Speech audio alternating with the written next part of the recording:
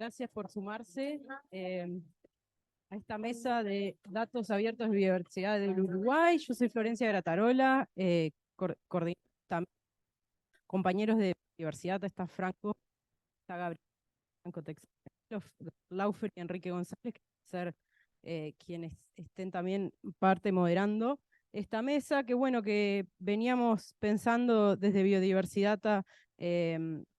Han surgido últimamente algunas cuestiones sobre dificultades a la hora de compartir datos y qué implica, y bueno, que el dato esté libre y abierto, tiene muchísimas etapas previas, y eso a veces todavía en Uruguay no conocemos exactamente cuáles son las barreras a eso. En muchas partes a veces se conoce, son medias parecidas en todos lados, digamos, pero nosotros podemos tener nuestras propias dificultades, y por eso la idea de esta mesa es justamente identificarlas, poder, digamos, conocer cuáles son las dificultades de los investigadores y las investigadoras en Uruguay a la hora de poder abrir sus datos de investigación. Así que esta mesa va a tener una parte introductoria sobre un poco de todo, un popurrí de ciencia abierta, abiertos y el panorama en Uruguay.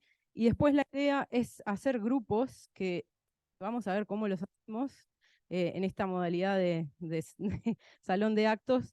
Pero bueno, porque queremos conocer las dificultades, las barreras que tienen ustedes como investigadores en esta temática. Así que bueno, vamos a arrancar.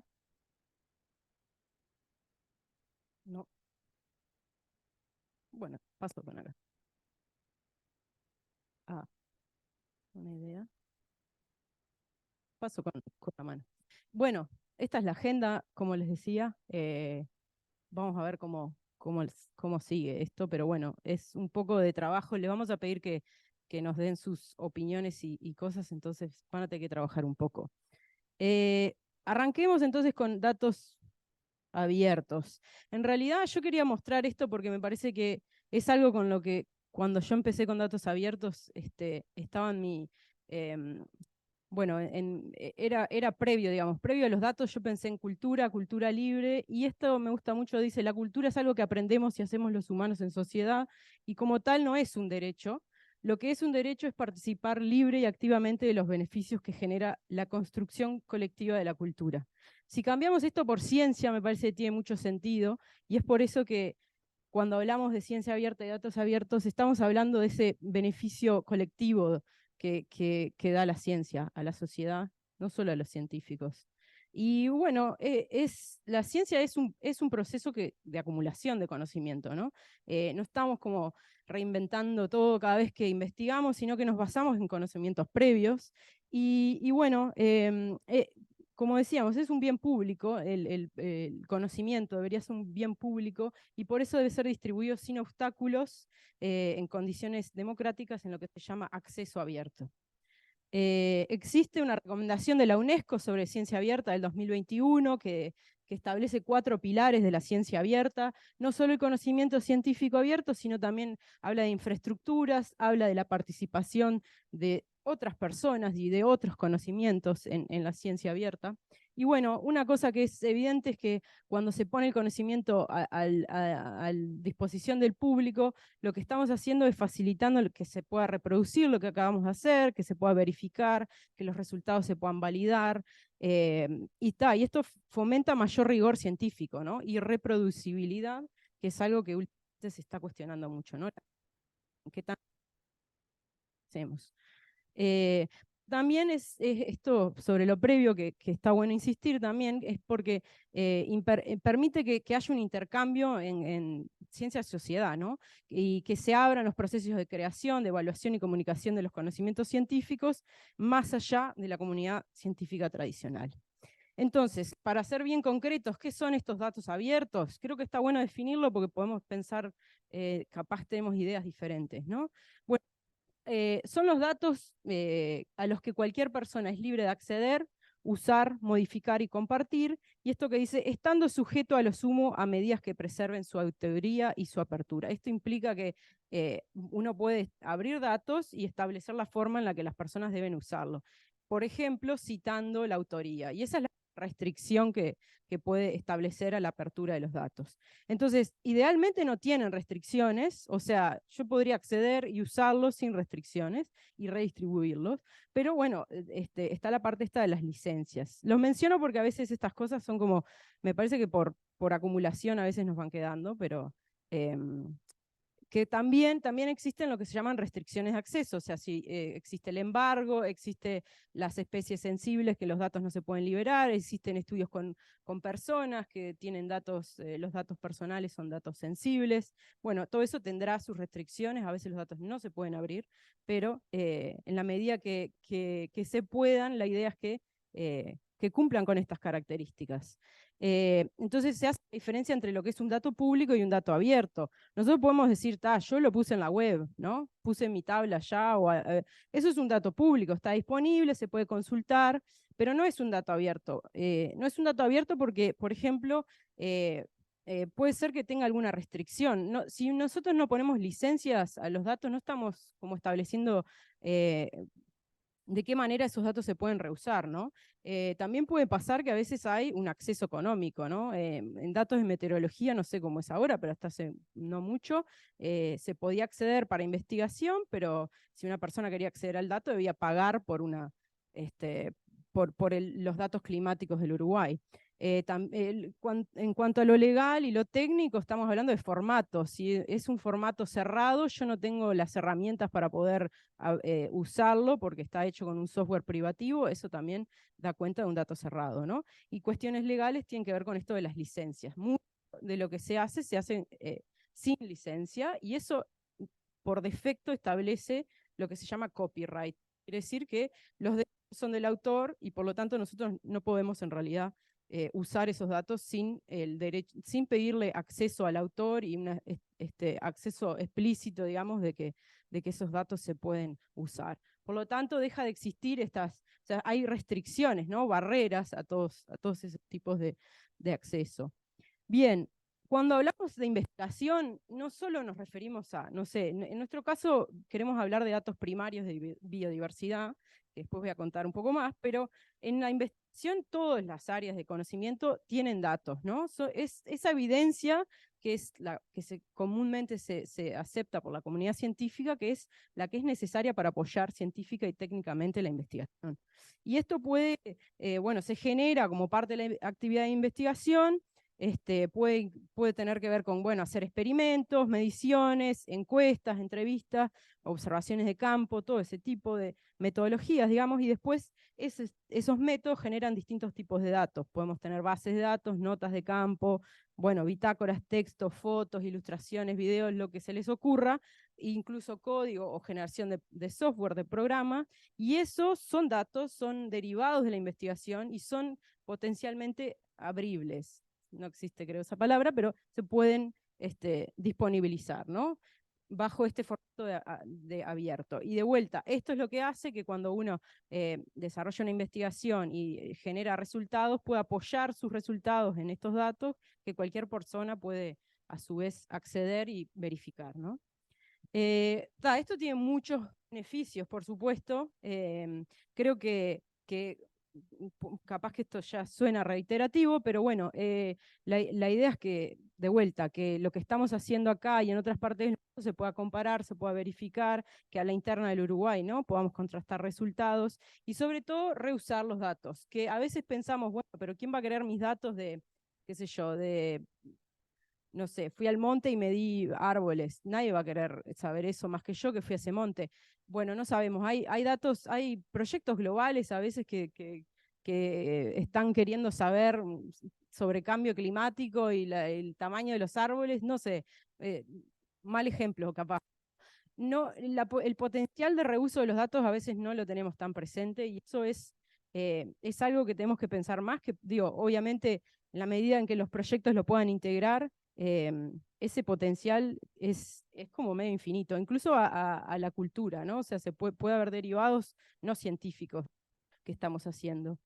A nivel internacional existen un montón de, digamos, organizaciones, redes, un montón de cosas que están trabajando estos temas. Yo acá traigo 3 nomás, medio anecdótico, pero está la Alianza de Datos de Investigación, esta es global, creo que está mucho más enfocada en Europa, Estados Unidos, ¿no? El norte global que se llama, pero está empezando a moverse más en nuestra región.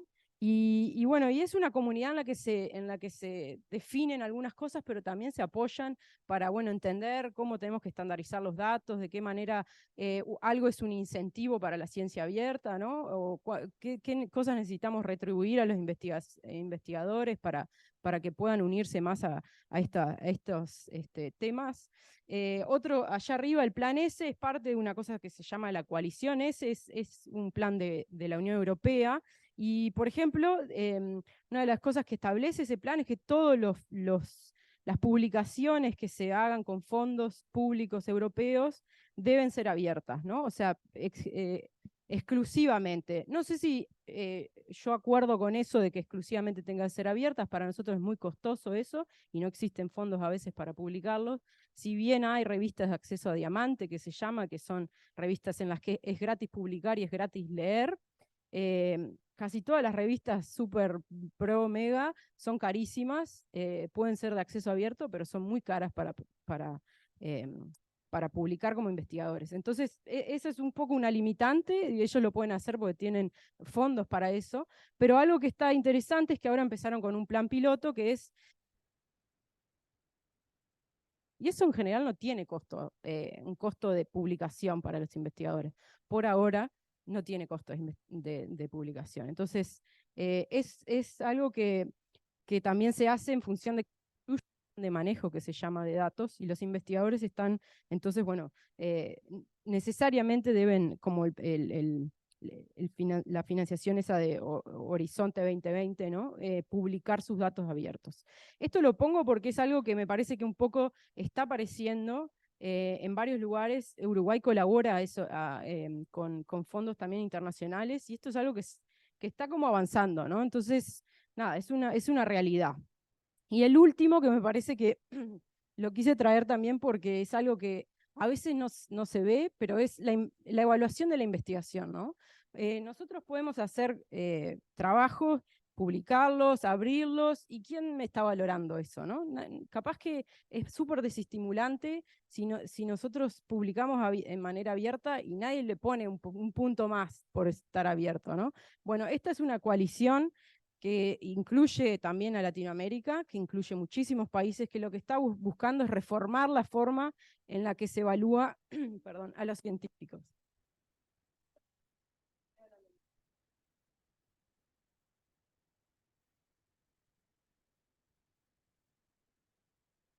Bueno, COARA busca eso, la reforma de la evaluación en la investigación. Esto lo pongo porque es otro punto dentro de la ciencia abierta, ¿no? O sea, cómo se estimula a los investigadores a que abran sus datos. Bueno, una es que los evalúen adecuadamente por eso, ¿no? ¿En qué pasa en nuestra región? Bueno, existe esta red, la referencia, que es más apuntada a publicaciones de acceso abierto, pero la referencia también tiene mucho que ver con repositorios de datos. Para Uruguay está participando ANI, y ANI se está metiendo en estos temas. Ahora les voy a contar un proyecto en particular, pero bueno, nada, hay cosas en la región también, ¿no? Y la realidad es que Latinoamérica es pionera en el mundo en acceso abierto a publicaciones. Eso no hay nadie que nos iguale. Nosotros tenemos, las publicaciones que se hacen en nuestras revistas son abiertas, de este tipo de diamante que yo decía, que no paga y quien lee tampoco paga, que eso en otras partes no es tan así. Acá circula mucho más el conocimiento, pero nos está faltando la parte de los datos. Los datos todavía están muy relegados. Hace poco, el año pasado, formamos con un grupo para pensar algunas cosas sobre recomendaciones para la ciencia abierta en el Mercosur. Sobre muchos temas de publicaciones, evaluación, pero en particular sobre los datos. Como ven allá, hay muy pocos repositorios en el Mercosur. Argentina tiene 7, Brasil 17, Paraguay y Uruguay no tienen repositorios de datos de investigación. Y entre las recomendaciones las pongo porque me parece que pueden ser cosas que son dificultades hoy para la publicación de datos y nos pueden ayudar también a pensar. Y bueno, tiene que ver con estimular el desarrollo de repositorios interdisciplinarios a nivel institucional o nacional.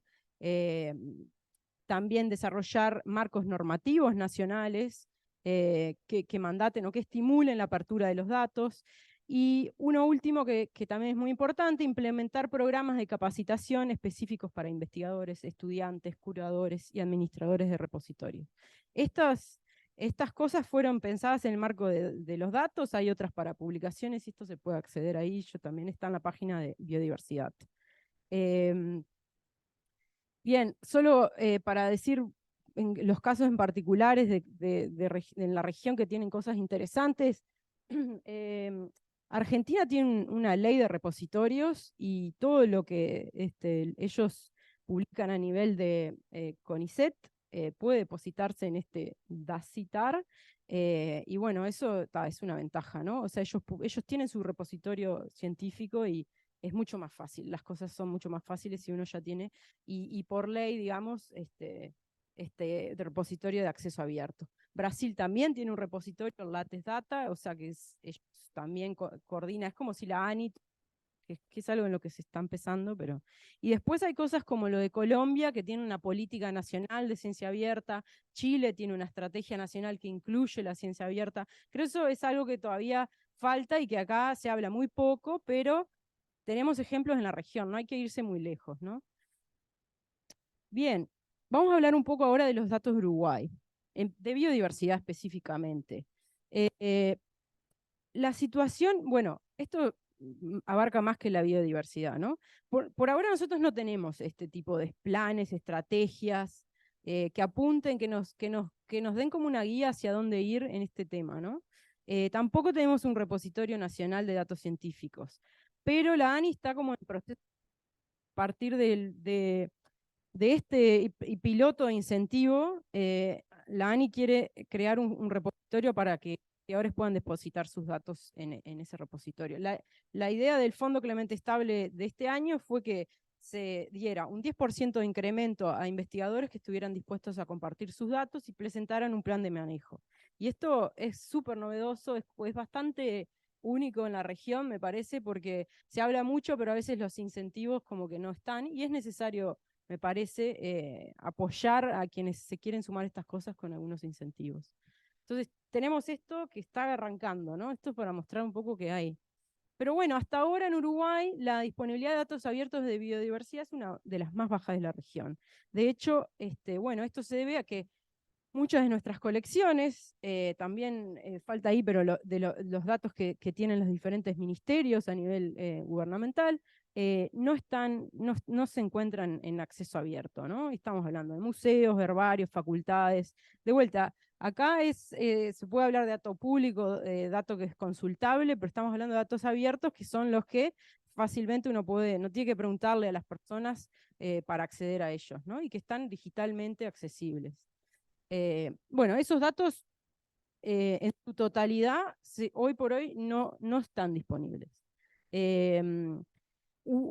Cuando yo digo disponibles también me refiero sobre todo a este sistema global de información de biodiversidad, que es GBIF, que es la plataforma global que reúne y agrega datos de todo el mundo, ¿no? Que acá tenemos datos de colecciones, museos, de ciencia ciudadana, de eventos de monitoreo, lo que se les ocurra. Y ya ven que hay 2 billones, etcétera, de datos en GBIF y más de 90.000 conjuntos. Y ahí a la derecha también pueden ver cómo esos datos se usan, ¿no? Se están generando muchas publicaciones a raíz de los datos. ¿Qué pasa para Uruguay? Parece súper completo el mapa, pero cuando nosotros vemos, casi 90% de estos son aves registradas a través de eBird. O sea, datos de ciencia ciudadana en realidad, ¿no? Y allá pueden ver, no sé si se ve mucho, pero a la derecha como los distintos conjuntos de datos, ¿no? Y está eBird, iNaturalist, y después museos y institutos de otras partes del mundo que tienen datos de Uruguay y que ellos digitalizaron y los compartieron y por eso están hoy en GBIF.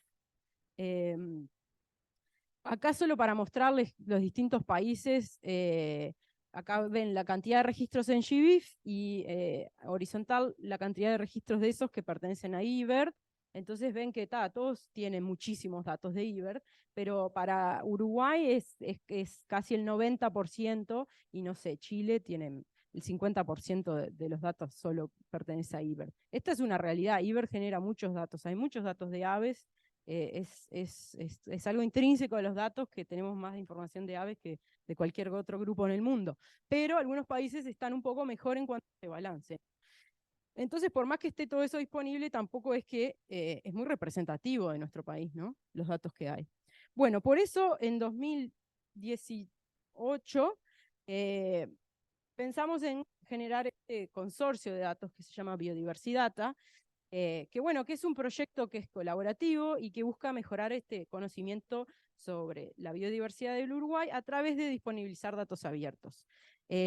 No solo para la ciencia, sino para la educación ambiental y la gestión, por ejemplo. La idea es que estos datos estén disponibles, ¿no? Y así fue que, bueno, las instituciones creo que tienen un camino para andar, y en ese momento pensamos, bueno, si esperamos un poco por las instituciones, no vamos a llegar a 2000. El marco de mi proyecto que era, no voy a llegar a tener un solo dato disponible, entonces lo que hacemos es, hicimos fue reunirnos entre personas que estuvieran dispuestas a compartir sus datos, que compartieran estas ideas, bueno, generamos bases de datos de plantas y de vertebrados tetrápodos, en las que colectamos de muchísimas fuentes diferentes, limpiamos, estandarizamos, pusimos en común y abrimos, y además desarrollamos investigación a partir de eso. Bueno, como organización, grupo, no sé muy bien cómo nos definimos, grupo de gente que está para esto, queremos también facilitar que otros puedan hacer esto, ¿no? Que recopilen, que estandaricen y que publiquen sus datos, ¿no? Y por otro lado promovemos, porque no solo los científicos y las científicas generamos datos, la ciencia ciudadana está aportando muchísimo, las personas que están en territorio a través de la plataforma iNaturalist o Naturalista UI para Uruguay, entonces somos parte de quienes impulsan esa iniciativa en Uruguay. Ups. Uy, se me fue. Perdón. Y lo último de esto es que también nos interesa usar los datos, por supuesto, porque la idea de esos datos es que podamos responder preguntas, ¿no? En mi trabajo yo estaba trabajando con macroecología y con cómo se distribuyen las cosas en el país y dónde están los puntos de mayor biodiversidad, dónde están los puntos donde hay más especies amenazadas.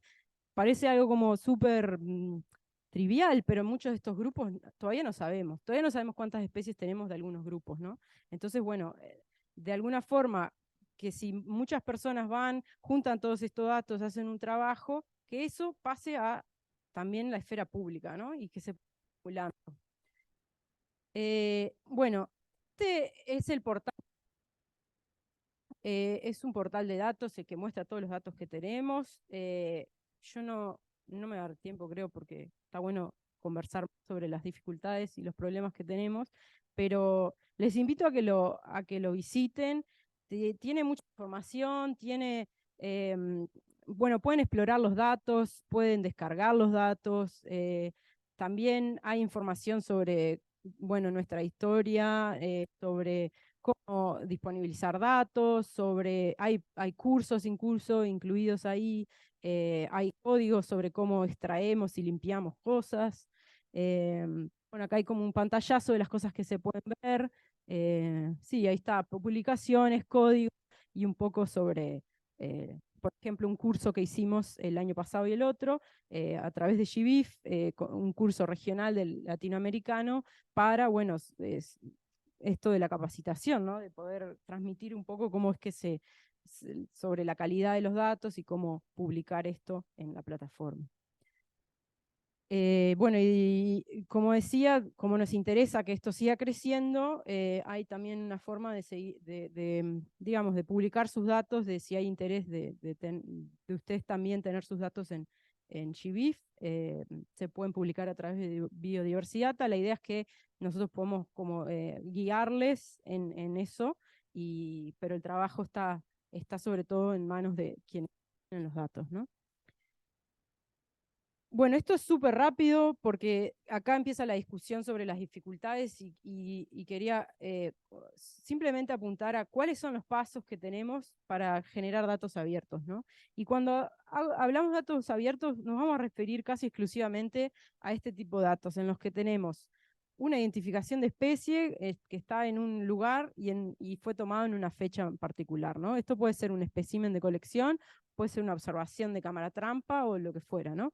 Pero esto es lo que llama primario, ¿no? Porque además no está agregado en grillas o en grillas temporales o espaciales, sino que tiene una fecha y una localización clara. Y además una identificación. Yo puse especie, pero debería haber puesto taxón porque podemos tener familia, género, a otro nivel, ¿no? No es solamente a nivel de especie. Bueno, la primera, esto lo vemos como un embudo porque desde que tomamos los datos hasta que se publican, y se usan, digamos, como que vamos perdiendo cosas por el camino a veces, ¿no?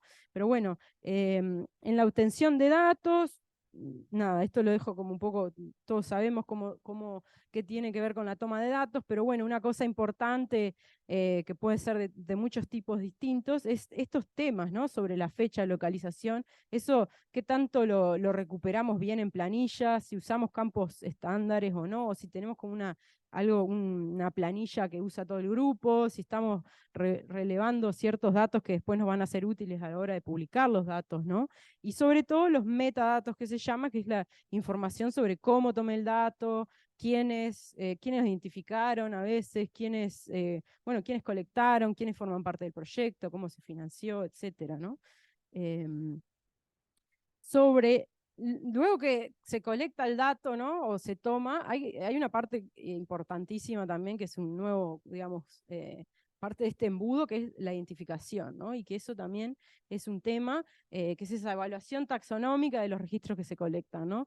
Y ahí podemos tener cosas regionales de referencia, pero bueno, si no las tenemos, a veces es, eh, digamos, difícil llegar a poder identificar lo que estamos viendo, ¿no? También tenemos falta de taxónomos, ¿no? Y personas que están haciendo estas evaluaciones. Entonces, tampoco es tan fácil esa evaluación. Capaz que todos los datos que obtenemos nos quedamos con un 10% porque hay cosas que no vamos a saber, precisamos más gente, es algo que queda ahí, ¿no? Y no se llega como a avanzar en el ciclo porque no es posible, no hay tampoco una referencia a veces en algunos grupos eh, tan clara, usamos uno de allá, de Argentina, de Brasil, no sé, tenemos una acá, pero otros grupos usan otra, eso también es una como dificultad, ¿no? Después, por ahí tenemos esos datos identificados, ¿cómo los gestionamos? Bueno, por ahí están en qué están, ¿no? En tablas, cómo los guardamos también, ¿no? Esa preservación es la gestión del espécimen, pero también del dato, ¿no? De la información. Tenemos programas, tenemos bases de datos, planillas, y bueno, y para esto algo importante es también que todo eso necesita material, necesita recursos humanos para mantenerlo, ¿no? O sea, la gestión es sumamente, tomar el dato por ahí es algo puntual, ¿no? Que se hace en un momento, pero después la gestión es algo que tiene que acompañar a esa toma durante muchísimo tiempo. Y para eso también tenemos dificultades, ¿no? Y bueno, una vez que tenemos los datos, por ahí los vamos a publicar, ¿no? Publicación de los datos acá es exclusivamente los datos, el uso va a ir después, ¿no? Que se da a esos datos, pero en esta etapa de la publicación también hay un montón de dificultades o cosas que pueden surgir, porque por ejemplo, tenemos los campos que totalmente distintos, ¿no? O sea, nosotros registramos, bueno, este tipo de información y después vamos a GBIF y tiene otros campos y otros. Y ¿cómo hago esto compatible? ¿No? ¿Cómo alineo? Y lo que yo por ahí dije, yo tengo esto a nivel de género, ¿esto será que lo puedo compartir o no? ¿No? Ese tipo de cosas, esas dudas, como que nos podemos llegar a trancar a esta etapa. También, por ejemplo, con lo que es georreferenciación y taxonomía, cada uno tiene su taxonomía de referencia. Es posible que yo algo, eh, digamos, que es definido internamente, pueda compartir. ¿Cómo alineo eso, no? La calidad de que se llama de los datos.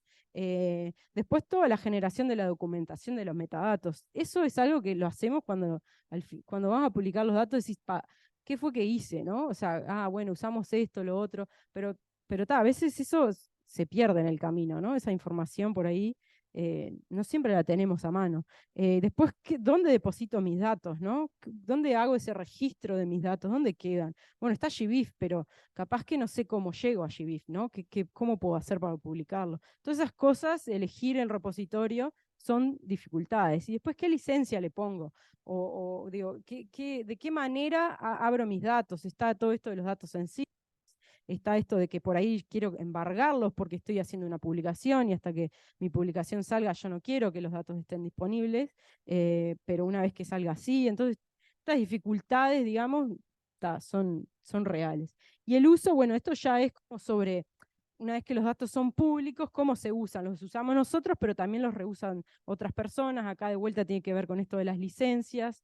Importante, esto de los datos tienen que ser encontrables, ¿no? Accesibles, interoperables, todo esto de los formatos estándares. También tiene que tener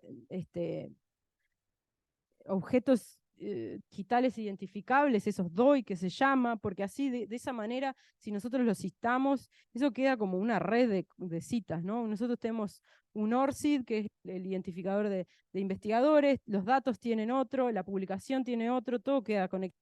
Incluso la financiación queda conectada con tu institución. Todo, de esa manera se vuelve más medir el impacto de lo que estamos haciendo, ¿no? Y bueno, otro punto importante es que eso se considere. Hoy la ANI no tiene, por ejemplo, un punto en el que diga conjunto de datos. No existe en el CBUI. Entonces eso es una dificultad, ¿no? En esta mesa nos vamos a enfocar en estos dos porque los elegimos como dos. Me parece que en la obtención hay muchas personas acá que muestrean en campo y que en visión de esto, de todo el proceso de la generación de los datos, encuentran dificultades ya a esos niveles, y después también en la publicación de los datos, ¿no? Entonces, en esas dos etapas nos vamos a enfocar.